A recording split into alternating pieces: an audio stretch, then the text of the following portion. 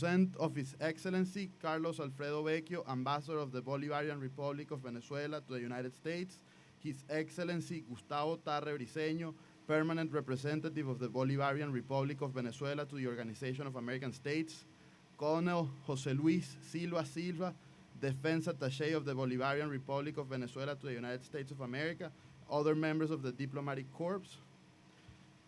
We welcome all of you joining us today in this commemoration on the 208th anniversary of the Venezuelan Declaration of Independence, which will follow the following schedule.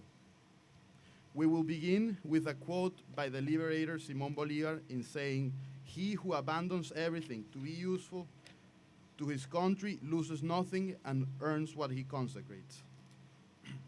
We will now hear the national anthem of the Bolivarian Republic of Venezuela, lyrics by Vicente Salias and music by Juan José Landaeta, played by Venezuelan flautist Huáscar Barrada.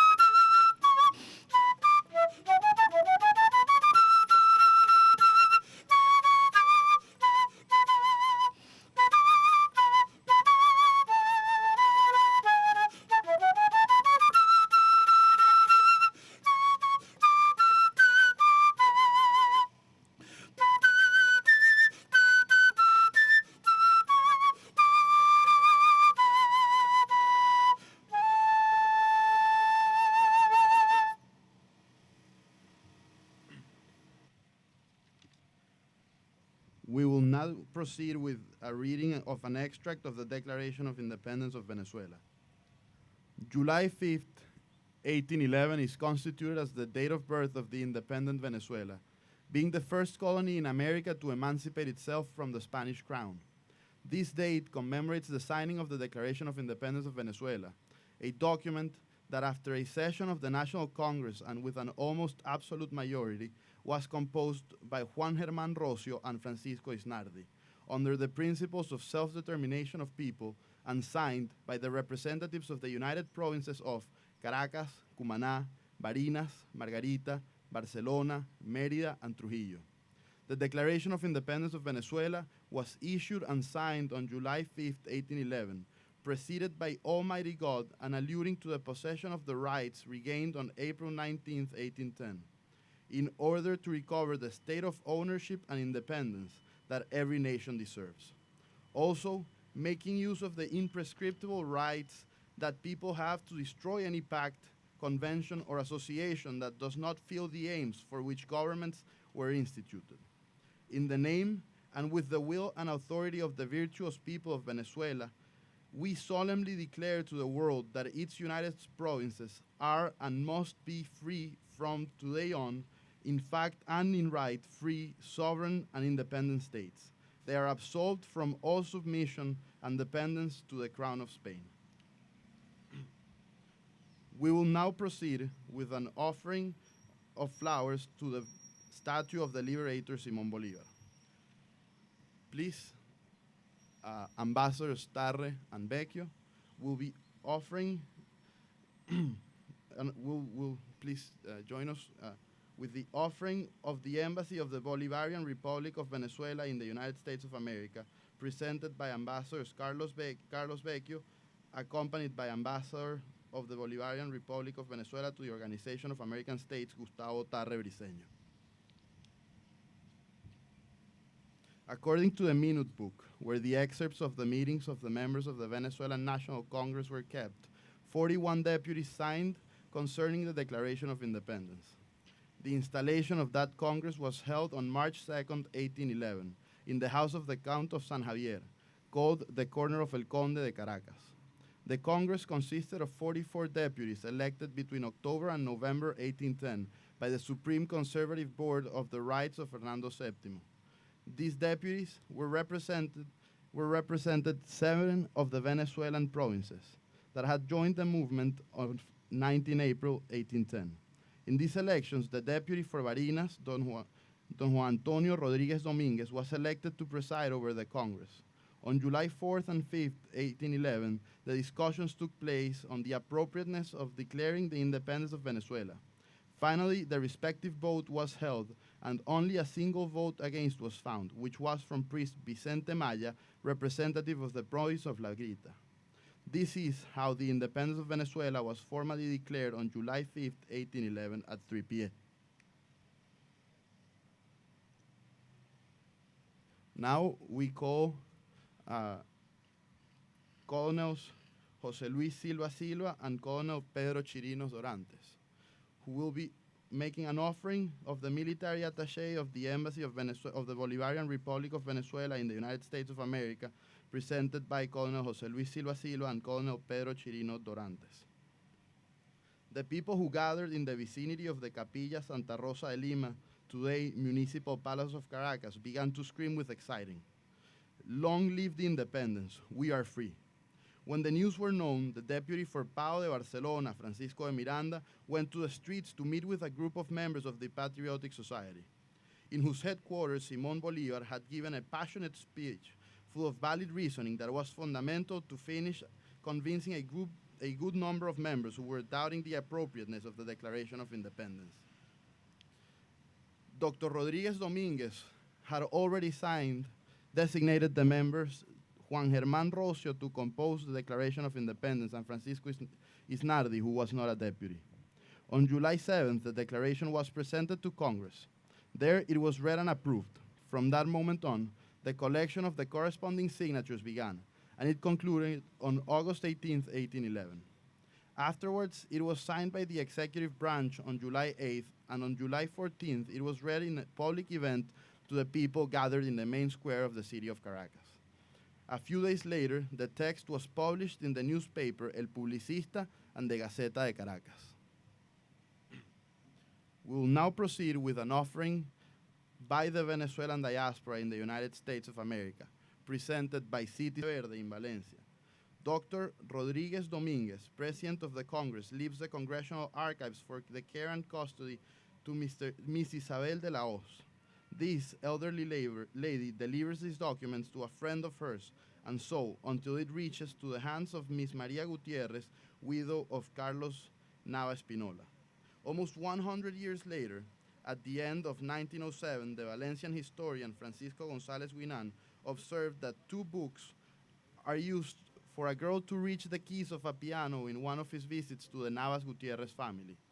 Out of curiosity, as a good historian, he asked the owner of the house permission to take a glance at these copies. Immediately, he realizes that he is holding the Book of Minutes of the Congress of Venezuela, in his hands where the Declaration of Independence is found. Dr. González Guinan gets Mr. Gutierrez to give him that book, and he travels to Caracas with the book under his arm.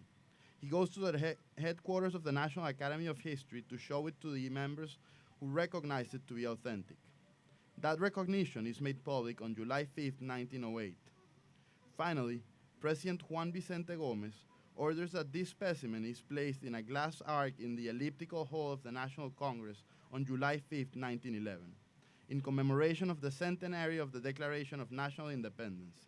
He designates Dr. Francisco González Guinan as the speaker for this occasion.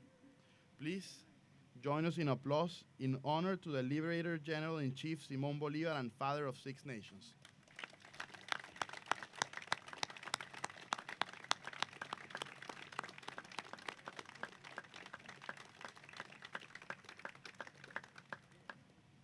Now, Ambassador Gustavo Tarre, permanent representative of the Bolivarian Republic of Venezuela to the Organization of American States, will offer a few words.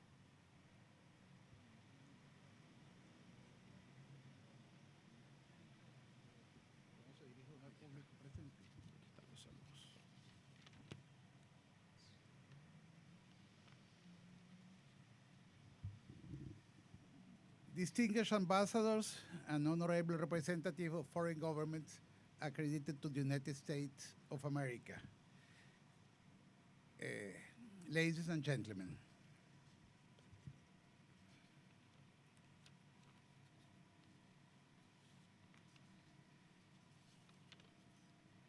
today, July 5th, 2019, we cannot talk about the independence of Venezuela without references to three issues. The first, on Saturday, June 29, Captain Rafael Acosta Arevalo died as a result of torture he was subjected in the jails of the dictator Nicolás Maduro. Second, last Monday, the Maduro police blinded a young man, Rufo Chacon Garcia, after shooting him in the face during a protest. And yesterday, the report on Venezuela by the United Nations High Commissioner for Human Rights, Michelle Bachelet, was published.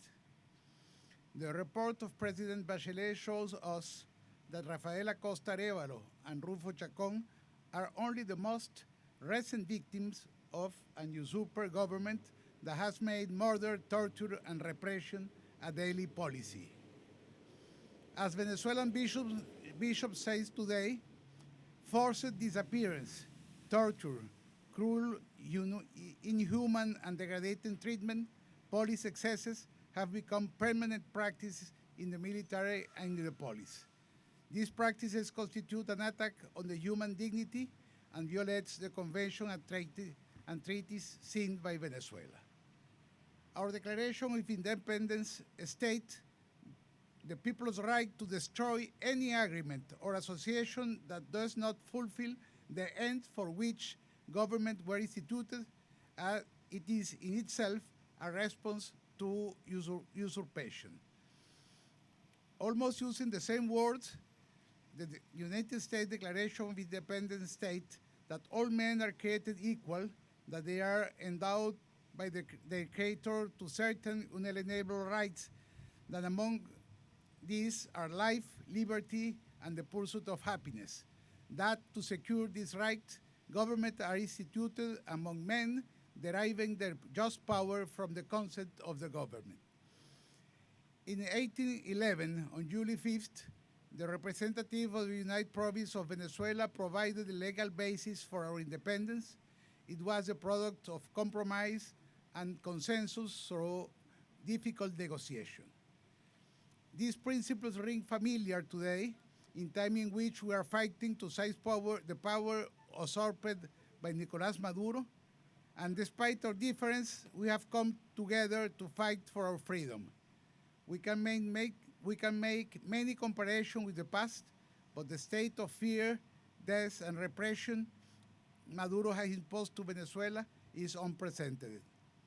Yesterday, the United Nations released the Bachelet Report, documenting years of abuse and violation of basic human rights, and the High Commissioner for Human Rights called for the dismantling of the state security apparatus.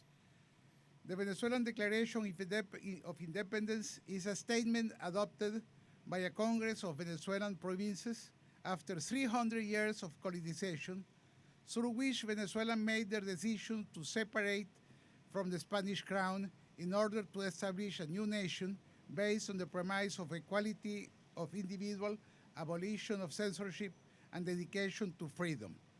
Today, we pay homage to the men who had the courage to start the fight for freedom. When the members of the Congress of Venezuela, who were mostly civilians, approved and signed the Declaration of Independence, they probably expected some sort of pushback from the royalist group in Venezuela, which were aided by the Spanish crown. They probably did not expect a very long war, and this war was won by the Venezuelan armed forces. This, as we did in this time of our independence, we will need the support of our armed forces for the present and the future, and I am confident that together we will succeed. This is especially important to remember in a time when we have seen the crude brutality with which the usurper have tortured innocent Venezuelans to death with the sole purpose of holding on to power. Paying homage to the Declaration of Independence means also paying homage to the coalition that supported the independence movement. World powers like England and new states like Haiti and the United States were crucial for the fight. Today, we thank them for their support. Thank you very much.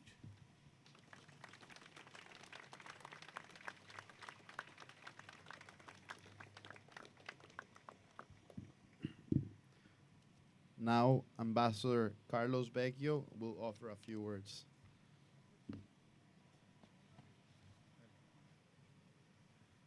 Good morning, everyone. Good morning, distinguished ambassadors, the U.S. Special Envoy, and the honorable representative of foreign governments accredited in the United States. Representative also of the U.S. government agency, a special guest, and representative of the Venezuelan diaspora. Ladies and gentlemen, thank you. I want to thank you on behalf of the people of Venezuela. Being here today means a lot to us. This is a humble event, but it's quite important to express the solidarity with our people who are suffering the most in Venezuela. So thank you for being here and for supporting our cause.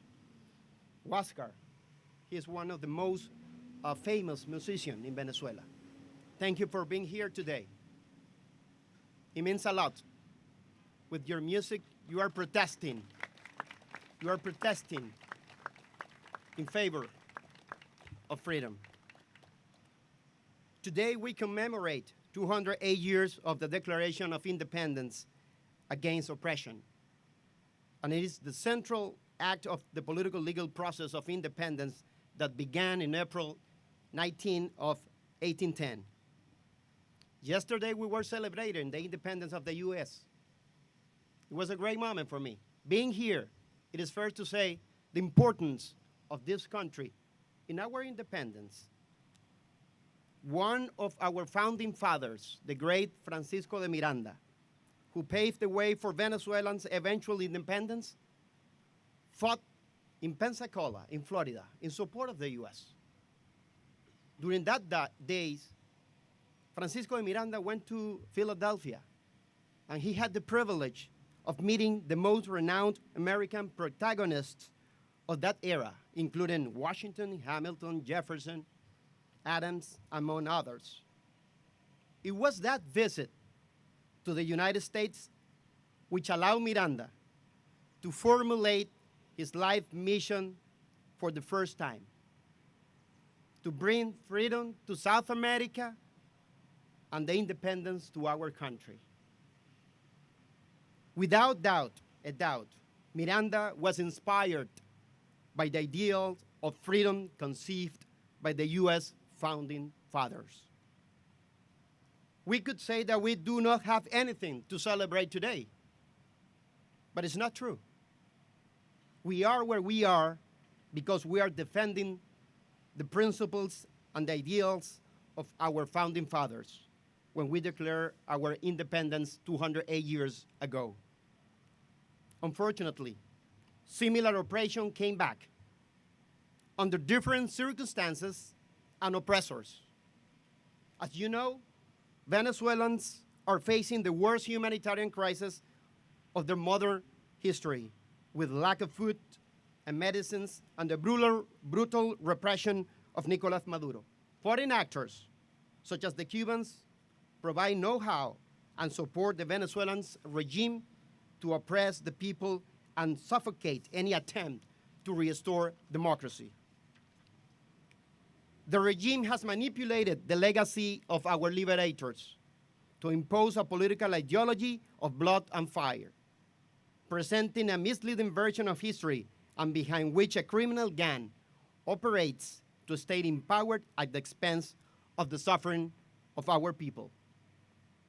All these atrocities committed, assassinations, jailing dissidents, torture, systematic violation of human rights, and the horrible humanitarian crisis for which Maduro is responsible, were recognized in the report issued yesterday by the Human Rights High Commissioner of the UN. We need to stop this now. We need to stop this. 20 years has been too much. This report recognizes that Venezuela today is still under oppression. More than 200 years later, we need to free Venezuela again, and we need the support of the international community. After this report, and I want to be very clear on this, after this report, we need to understand clearly that the only way to this atrocity to stop is through a change of regime and to hold all those who committed this crime accountable. With President Guaido's recognition, a massive popular movement started in support of the transition to democracy. President Guaido devised a path to restore democracy that includes the end of the dictatorship, a transitional government, and hold free and fair election. It hasn't been easy for us. And you know better what I'm saying. These 5 months were filled with challenges. But I can only think and be inspired by the tales of Simón Bolívar, Francisco de Miranda, and the Venezuelan founding fathers as they confronted adversity back in those times. I know that we have not achieved for now the end of the dictatorship. Perhaps you may have doubts. You may also experience frustration or despair. That is exactly what the regime wants you to feel. It is not the moment to have doubts. It's the moment of determination. Of the determination to conquer freedom. The same determination that Simón Bolívar had when he freed 5 countries, that Washington had when he faced a powerful army, or O'Higgins, or San Martin, among others Latin American heroes. This is the determination that we need this moment. In these difficult times, we must rescue the fundamental principles that our founding fathers exercised when we declared freedom 208 years ago. In honor of the fallen, Acosta Arevalo, Geraldine Moreno, Neomar, in honor of the political prisoners, in honor of the exiles, we are forced today more than ever to end the tyranny that oppresses us. We have no other option. Succeeding is the only option. Freedom is the only way out. We ask you to help us to inform the world and the media of the following: the suffering of the Venezuelan people with the systematic human rights abuses that include lack of food and medicines, and the consequential blocking of aid, the persecution and the brutal repression against those that defend democracy, and the clear danger that this regime represents for the hemisphere given the criminal nature of this regime. We cannot do this alone. It is the perfect time today to reaffirm our commitment to work together to increase the pressure so that this dictatorship may end and freedom be restored. Finally, to paraphrase Lincoln in his famous speech, Venezuela will have a new birth of freedom. So today, more than ever, we must rescue that eternal dream that was embodied in our act of independence, of wanting to live and die free in the land of Bolivar. God bless America. God bless Venezuela. Viva Venezuela libre. Viva Venezuela libre. Mantengamos la determinación inspirados en los principios de libertad que nos unen y que nos van a hacer fuertes. Este tiene que ser el continente de la libertad y un continente para la democracia. Dios los bendiga. Muchas gracias por estar aquí. Muchísimas gracias.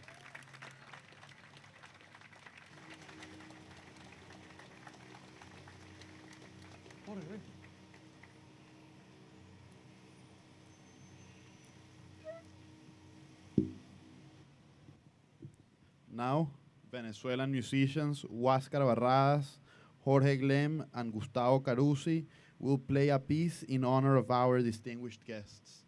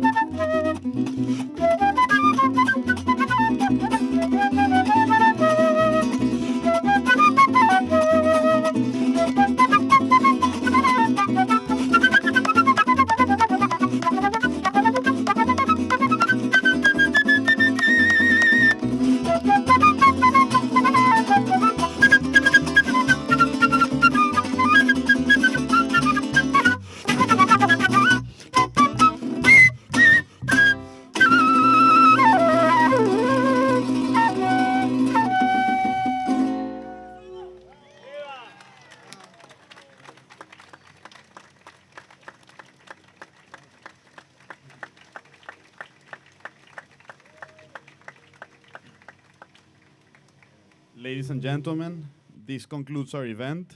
In the name of the Venezuelan Embassy to the United States, the Permanent Mission of Venezuela to the Organization of American States, and the Military Attaché of Venezuela in the United States, as well as the Venezuelan Diplomatic and Military Corps, we would like to extend the best wishes of peace, brotherhood, and prosperity. We would also like to thank you for your gentle assistance to this meaningful event. We wish you the most success. Thank you very much.